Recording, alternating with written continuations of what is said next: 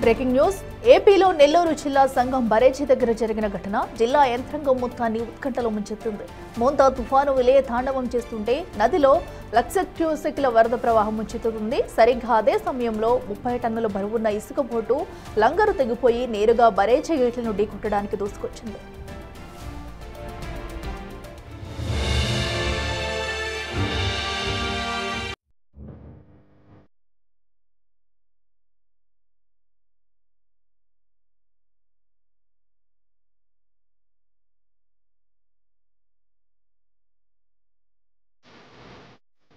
పోటెత్తే వరద ఉధృతికి ఒకవేళ ఆ బోటు కానీ బరేజీకి తగిలి ఉంటే 85 గేట్లతో నిర్మితమైన సంఘం బరేజీ ఉనికి ప్రశ్నార్థకం అయిపోయి ఉండేది.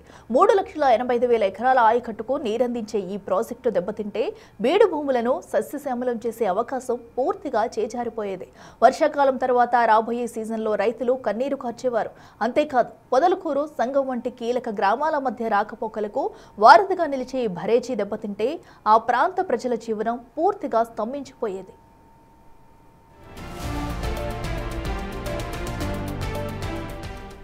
ఈ పెను ప్రమాదం గురించి తెలియగానే జిల్లా యంత్రాంగం క్షణం కూడా ఆలస్యం చేయలేదు. ఆ క్షణాల్లో తమ చేతుల్లోనే జిల్లా భౌతిమ్యం ఉందని గుర్తించిన కలెక్టర్ హిమాంశు శుక్లా, ఎస్పీ అజిత వజేంద్ర ఆగమేఘాలపై ఘటనా స్థలానికి చేరుకుని పరిస్థితిని సమీక్షించారు.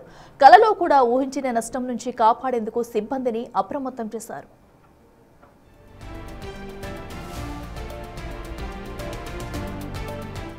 30 మంది ఎన్డీఆర్ఎఫ్ వీరులు, 30 మంది ఎస్డీఆర్ఎఫ్ పోరాట యోధులు, 100 మంది పోలీసు ఇతర భద్రతా దళ యంత్రాంగం, వీరితో పాటు కృష్ణపట్నం పోర్టు గస్తీ బృందం, ఫైర్, ఇరిగేషన్ అధికారుల బృందం సమిష్టిగా కృషి చేశారు.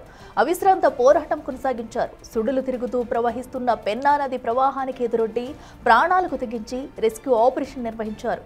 వారి కృషి, పట్టుదల, ధైర్య సాహసాల ముందు ప్రకృతి కూడా తలంచుకు తప్పలేదు. పెన్నా ప్రవాహం మధ్య ఆ బోటు బరేజీ వైపునకు దూసుకెళ్లే ప్రతి అడుగు ఒక టై బాంబ్లా భయపెట్టింది. ఎట్టకేలకు ఆ ప్రమాదకరమైన 30 టన్నుల బోటును బరేజీకి ఎలాంటి నష్టం కలిగజేయకుండా ఒడ్డుకు చేర్చగలిగారు.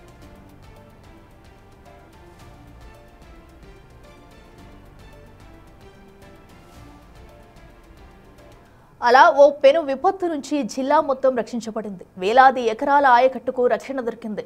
సంఘం బరేజీ ప్రమాదం తప్పిందన్న ఆనందం రైతాంగంలో వెల్లువిరుస్తుంది. రైతులకు, సామాన్య ప్రజలకు జరిగిన ఈ ఉపకారం వెనుక అధికారులు, సిబ్బంది చూపిన అంకిత భావం, తెగువ ఎన్నటికీ మరవలేనిది.